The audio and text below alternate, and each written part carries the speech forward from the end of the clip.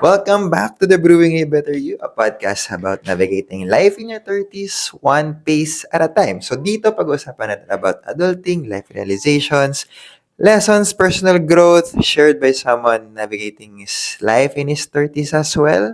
Now relating life like a marathon journey.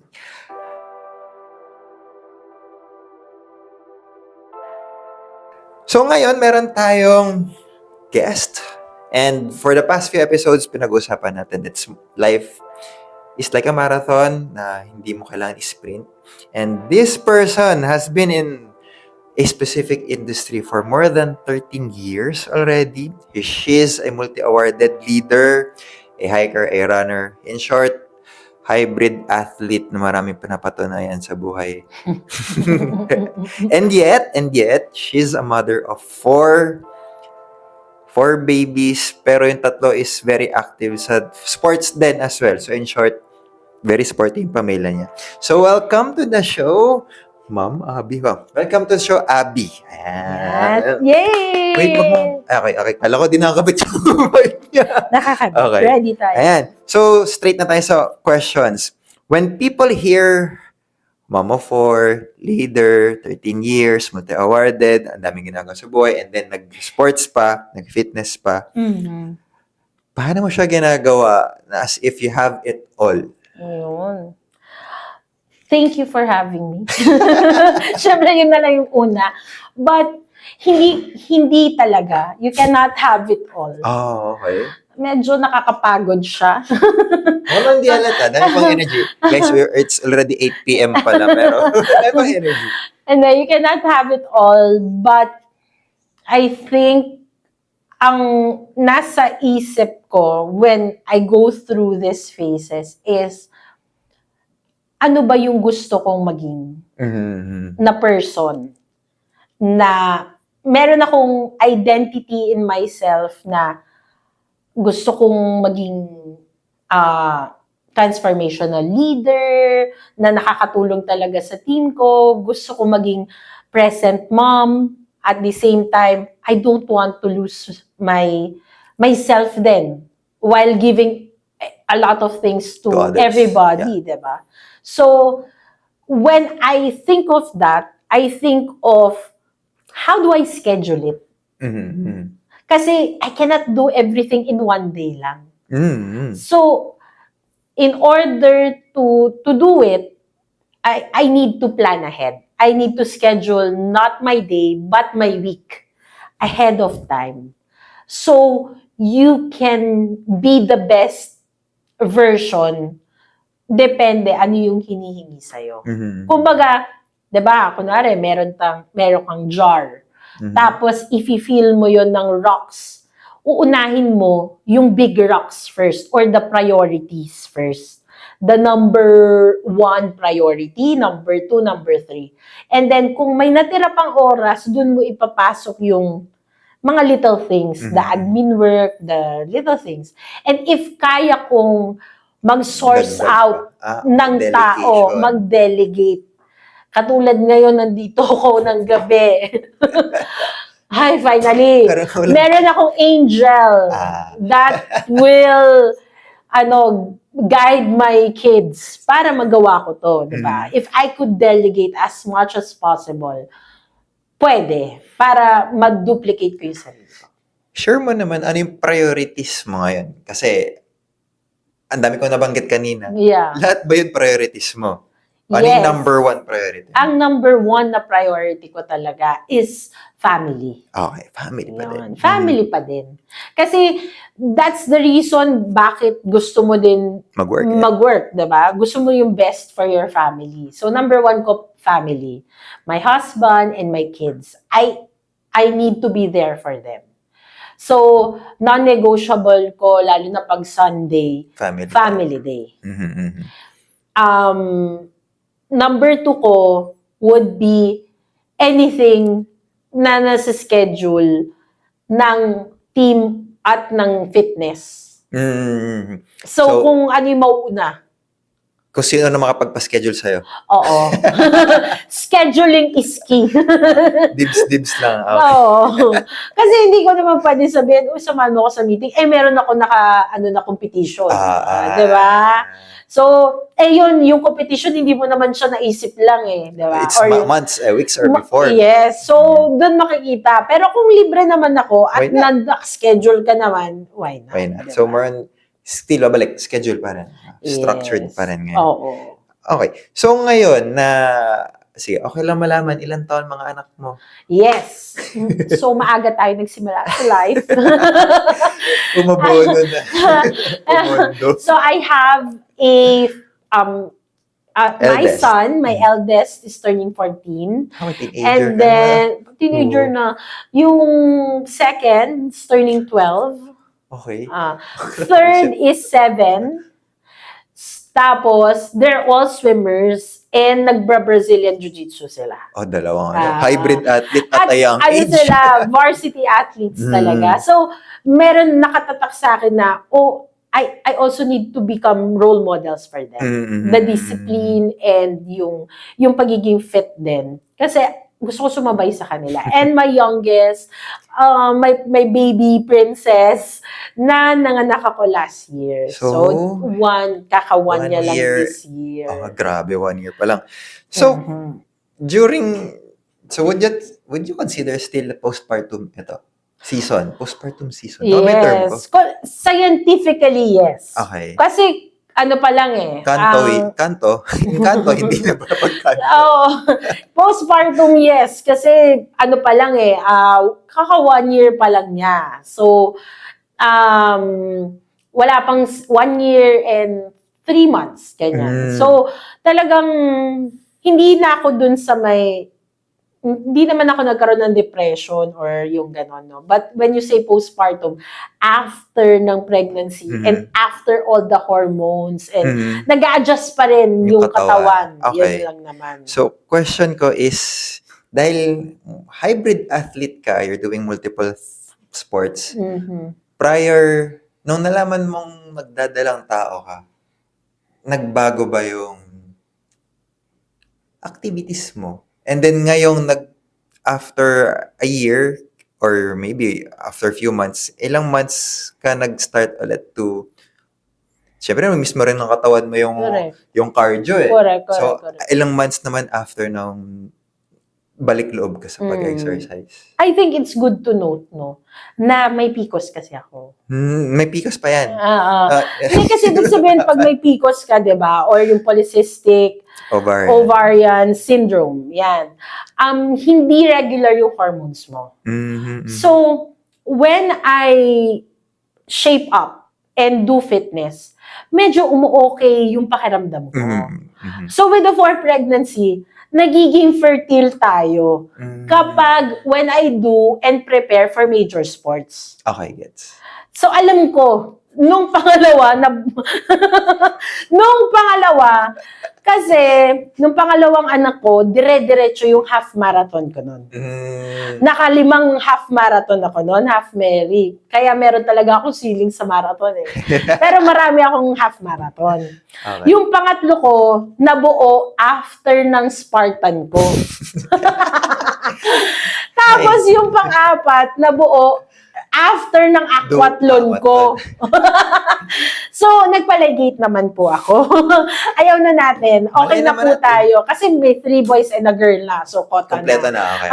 So, parang, because complete na sila, parang na-excite na ako na I'm giving so much na lalaki-liliit ako. Ngayon, excited na ako for another chapter na focus ka na. Naka-focus na ako of becoming stronger again. Now, with my kids, yung kanina nasabi mo, nag-hiking ako. Nag-start ako this year. Every month, once a month lang. Hindi ko kaya, sabihin ko sa'yo, hindi ko kaya mag-isa yon. Okay. Kailangan may kasama ka to push you talaga. And ang nag-push sa akin nun, kasi kasama ko yung eldest ko. Nakapati, anak. Na nag-hike na kami, pero kasama din yung kapatid ko. Ayan, okay. So, naging family thing siya. So, parang bonding nyo na. Yes. Kapag hybrid Kapag flexible na yung ginagawa mo. Yes. Okay. Tapos, yung nag-start ako mag-run ulit. Actually, CS ako. So, nung second month ko, hindi ko pinush. Pero, Second month after giving birth. Okay. hindi ko pinush back into sports, pero recommended mag-move. Okay. So, walk lang. Walk lang. Kasi required din para sa anak ko magkaroon ng sunshine. So, binibilad mo siya. Binibilad ko siya Naglalakad kasi Okay. meron siya kasing jaundice. Mm. So, ibig sabihin, nag-yellow yung skin niya. So, required siyang maarawan. So, hindi ko naisip mag-fitness, but inisip ko na, banding ulit to namin ng baby ko. Na when Dual I purpose, walk, Ah. I move, but at the same time, it's for her. Mm. So, mapapansin mo din, nung nag-hike ako, I don't just hike, but I dig deep why I do what I do. By Because- purpose pa Babalik tayo sa priority. I do fitness now for my family. More than for Valid myself. Kung before, kaya ka masipag. Kasi gusto ko mag-lose weight. Gusto how I want to be perceived na I look a certain look. Now, I use my activities to bond with my kids, Yes. to bond with my family, and at the same time, parang part na din doon, kailangan ko magpa-strong para pag inaya ako, Kaya mo. makaya ko. Kaya mong subay sa mga anak mo. Oo, Sobrang kasi ang lakas active nila nila. Right. Okay. So, 2 months, you tried to move, Mhm. and then yung hike mo is less than a year. No? Yes, mga 9 months. Kasi mga November, tama? Mga January. January. Ay, hindi November. November. Meron. Masalam ko. So, Oo, kasi nagmuntalban kami. Pero diba? consistent this year. No? Mga 9 months. Dire-diretso yun. Pero ang malupit, nung bandang 5th month ko, nag-21 kilometer na ako. saan to? Sa Clark. Okay. Oo nga. Oo, pero nagkaanuhan kami noon. Again, kasi kasama ko yung kapatid ko, tsaka yung pinsan ko. Ito yung color run ba to? Color run. So parang parang na-pressure ako doon na parang, kasi kapapanganak din ng kapatid ko. So parang naging bonding namin na, sige na nga, sabay tayong nagbuntis, sabay tayong mag-get back into fitness. Naging bonding namin yung from walking session to jogging session. May kasamang chismisan na. Tapos yung ending doon is not to finish na PR, pero to finish together. Mas malalim yung meaning. So you move not just because for yourself, but you want it multi-purpose, and as well as to check din na basta kaya kong sabayan yung anak ko. In the end. Okay. So ngayon, based din sa mga nabanggit mo, you're not aiming for any PR or any kasi your mindset, kaya ka nagtatagal dito kasi you've been here for 13 years. And you see people come and go. True. Diba? And in your 13 years of leadership, not just in insurance maybe, ano yung nakita mo difference between people who have a marathon mindset, half Mary mindset, and those who are bira na burn out agad na Parang shooting star, no? Hanggang boom. Mabilis nag-fade away. Parang nag-shine sila and then wala na. Kasi, para sample na, yung kids mo, ano yung mga distances na nilalangay nila? Grabe yun. Sila, Ano yung longest na nila? Naglo-long IM sila na 1,000 meters na. So, 1 kilometer na. Oo. Pero pool lang naman o dagat na. Pool to, pero... Balikan, di ba? Oo, kasi kaya siya mahirap kasi gagawin nila yun at a certain speed. Pacing, di ba? May pace Pacing. talaga. Umabot na sila ng mga... Yung 1,000 meters ko nga, parang yung pre-fourth baby ko, nasa 45 minutes, tinatawanan nila ako. Kasi sa kanila, nasa 15... Bilis lang sana nila. 15, 10, o 15 or 10 minutes lang nila. Pero hingal na ako doon. Tinry ko rin yan. Hingal na ako. Diba? Saglit pa lang. Parang, hello, wala tayong pinatutunayan. Basta matapos. So, paano mo, ano yun, yung difference ngayon, no? Those who have marathon mindset and sprint mindset between the 13 years of your leadership? Feeling ko, walang problem both. Mhm. If, ang tanong lang doon is, bakit mo kailangan, kasi pag short yung thinking niya, maybe meron pa kasi siyang gustong gawing iba. And it just shows anong level of commitment niya. And that's okay. Kasi sometimes, not everyone is meant to stay. Diba? Hanggang doon eh. Then, let's see if tadhanang magbalik siya. Di mo masabi, di ba? Magbalik loob. Alangan lang sabihin sisihin mo, hanggang dito ka lang. Diba? Sorry. Pero pag long, katulad nung sa atin, ang tagal na natin magkakilala, marathon na talaga kung marathon. May pacing kasi. May pacing, di ba? It's about naman understanding each other's strengths and weakness. Ito yung kaya ko, sasaluin mo ko. Ito yung kaya mo, sasaluin kita. And we know ano yung goal ng bawat isa. Yeah. Para in terms of klaro yung expectations and klaro din ano yung gusto natin marating. And when you talk about marathon, kaya ka tumatagal ng ganong katagal kasi alam mo na you're not just looking at the finish line, but you're looking at the lessons in between na part pala yung mapapagod ka, part yung magwo-walk ka. So there is time to be fast along the marathon. Ang pacing mo 2:1 or 3:1. But there is also time to walk. Yes. And to reflect. And to accept. And na to magwa-walk accept. ka talaga. Yes. Minsan. Yeah. Oo. Kasi wala hindi mo pwedeng gigil ka. Kundi mababurnout ka. Hindi din naman pwedeng lagi ka nagre-reflect. Wala ka na ma-reach out nun. Sino to? Sino tong nawala na siya, hindi na siya naging ngayon eh. Diba? Kasi baka pag sobrang gigil mo, ma-hospital ka. Yun. May isang na lagi kang relevant dahil kaka-post mo. Yung mga isang content creator Viral ka. na-post dahil mag-isa kang kumakain. Mamaya, di mo lang. Solo dining, diba? Hindi mo na sure. So, parang... Naging content ka na. So, bakit ka siya natanong? Kasi, relate natin your life today compared to 20s ka. Na, kasi kilala ko rin naman siya, na kung gaano siya mag-grind, hustle hard noong 20s.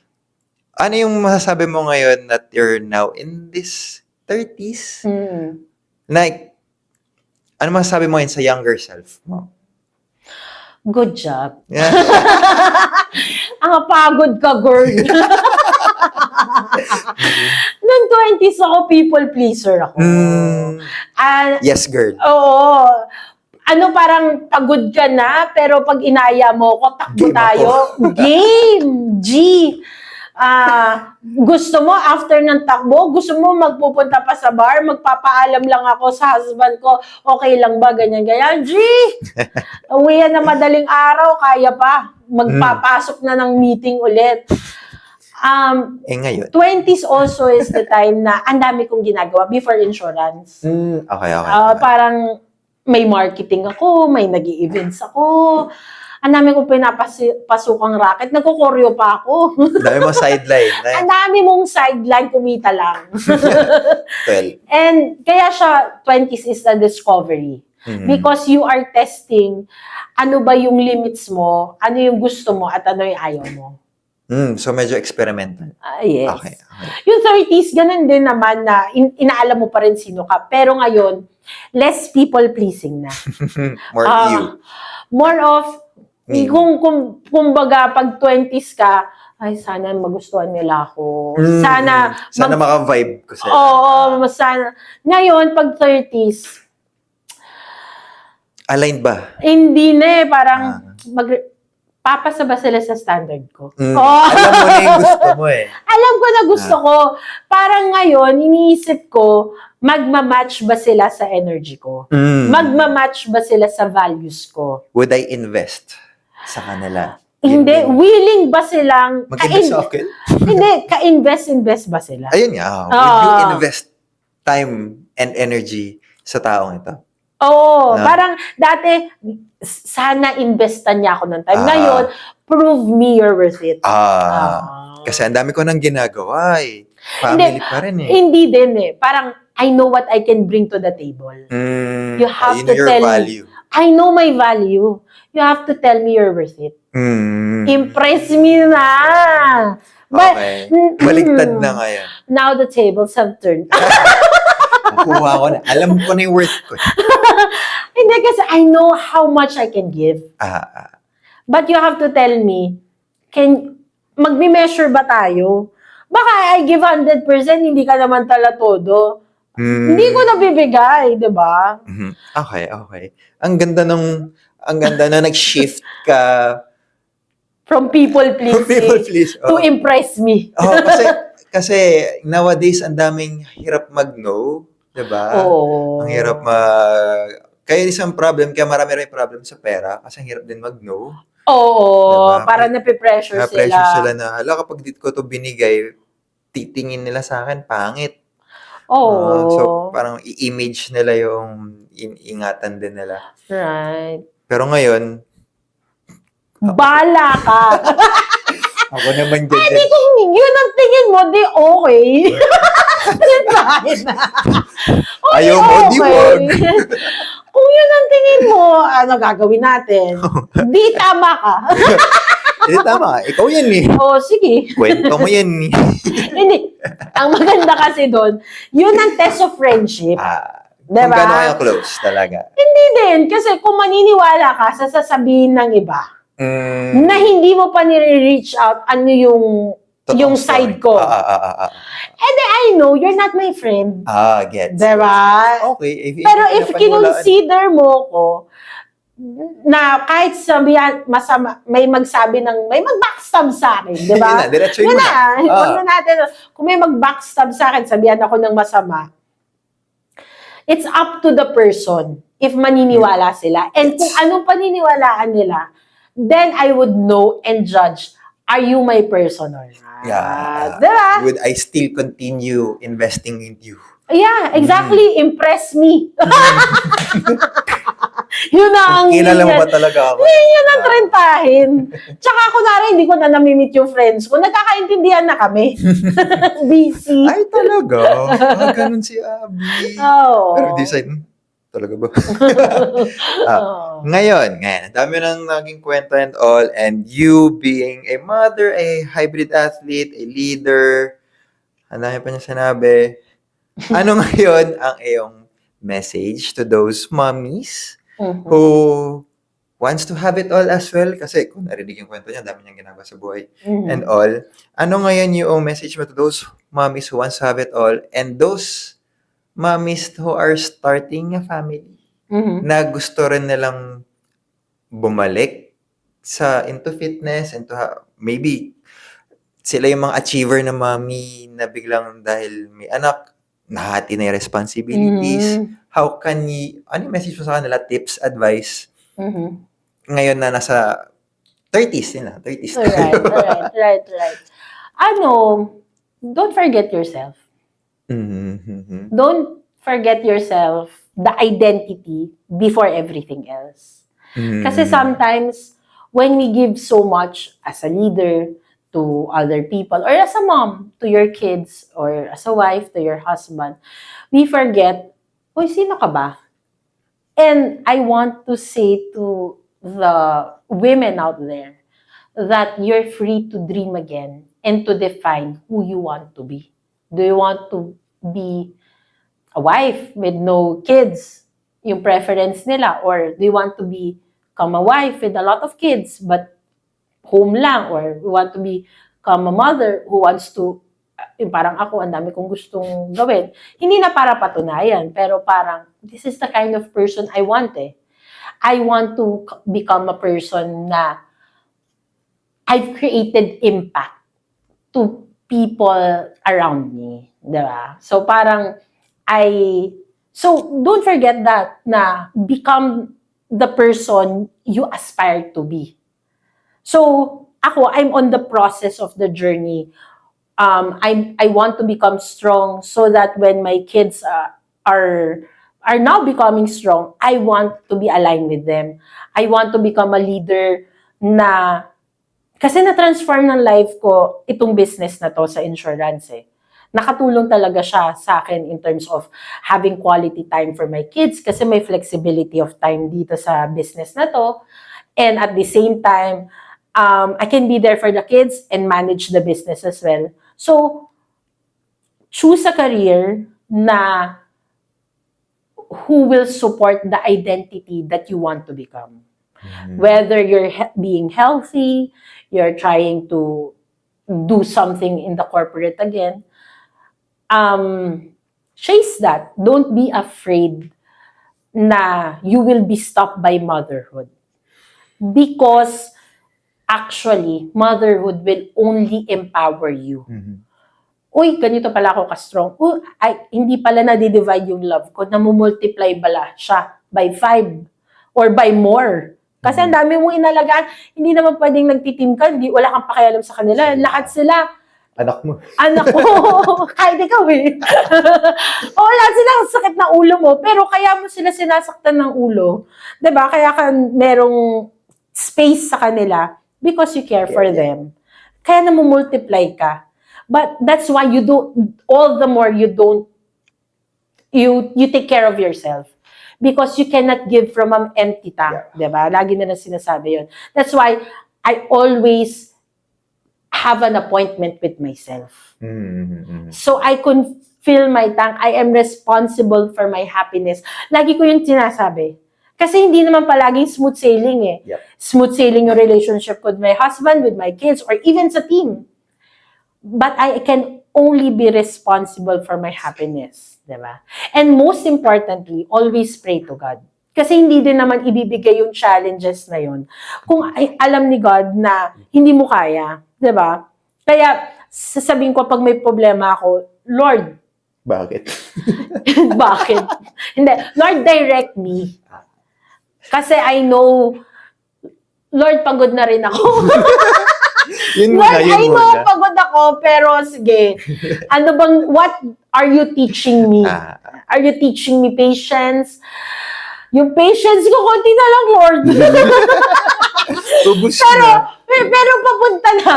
Hanggang Friday lang. Hindi, yung patience ko, Lord, or understanding ba? Kung hindi patience, understanding. And then, pag nagawa mo naman lahat, you have to ask yourself, ano ba pagkukulang ko din? And then, pag nagawa ko naman na lahat, at kulang pa din. Lord, ikaw na. At least you did your part. Yes, ikaw na yun. Nice. Faith in Lord. Ayan. So, thank you sa Aeon Time. Ang dami natin natutunan. Nagkaroon tayo ng glimpse ng motherhood. ng family. Are you ready? Oh my God! Kalma, wait lang. Nasa marathoner mindset pa lang tayo. Ayan. So, marathon lang. Ayun, ready. Okay, sorry. Marathon lang. Ulit. Game na ulit. Anyway, so at least you've heard from someone who's been in a different hats, different wheels of life. And thank you so much for this time na allowing me to share this. Na-refresh ka ng And totoo, na you can manage a career na gusto mo. Yeah. And raise a high athlete family. And as well as take care of yourself while still nandito ko pa rin doing, di ko alam, paano man ginagawa still. Diba? So, ngayon, any words ngayon for others na gusto mo pang i-share? Siguro enjoy the journey. Enjoy the journey. Diba? Learn about the person you want to become and enjoy the journey. Hindi mo pwedeng madaliin. Kung hindi, ma-injury ka. Kasi, hindi ka built for it. Oo, minsan commit ka ng commit. Ako, nag-commit ako sa sa aquathlon. And And parang baka hindi ako prepared, na-injury ako kasi na-shoot ako sa manhole. Diba? Hindi ko alam, gumugulong na naman ako.